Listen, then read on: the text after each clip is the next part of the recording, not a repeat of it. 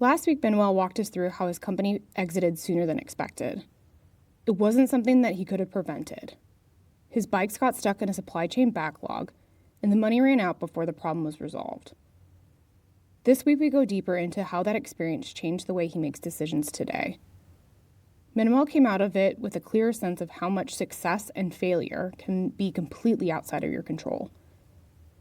And starting something new, a company, a project, a product, it will take a piece of you. And because that cost is so high, he listens now carefully to his gut before he begins anything. He checks in with himself first. If the vibe isn't there, he doesn't move. I'm checking myself, not just if I'm thinking about starting a company or no, but in general, anything that I do. What started as a framework for knowing when to start another company became a core life principle. Before any significant decision, he asks, what does this mean to me? What's my vibe? How do I actually feel about this? It's similar to what Kevin described when he talked about dreading the wins.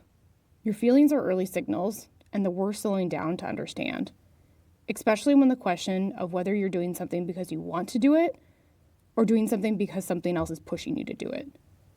And sometimes you know that if the decision comes from a place of lack, or meaning I don't have enough, I need to do something, and that could be material, it could be also I'm not good enough, I'm not smart enough, I'm not whatever it is that I need to start a company in order to fulfill that, then you gotta question it a little bit more.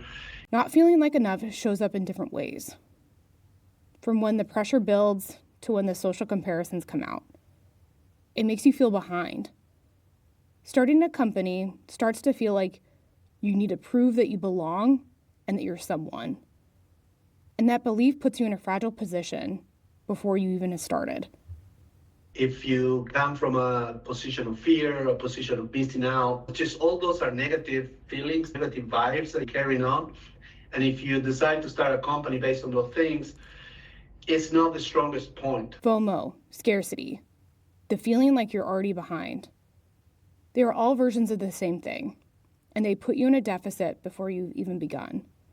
And when things get hard, which they will, that deficit burns you out even faster. You're not starting from the start line. You're digging out of a hole.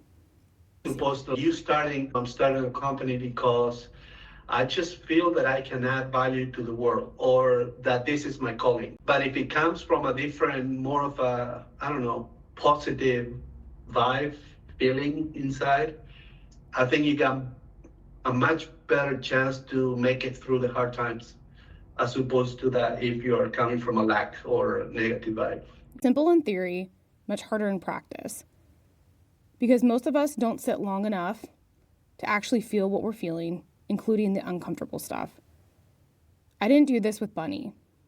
I got excited about the problem and the solution, stayed in my head, and started moving before I checked in with myself. If my head and my gut had been in the same place, I think I would have been building from a different starting point.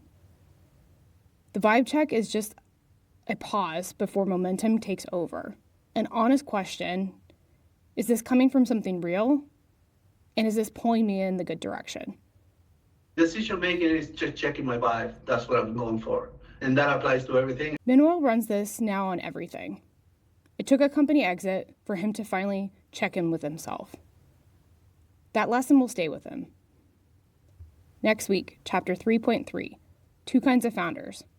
What Manuel has noticed watching other people walk away and why purpose doesn't always protect you.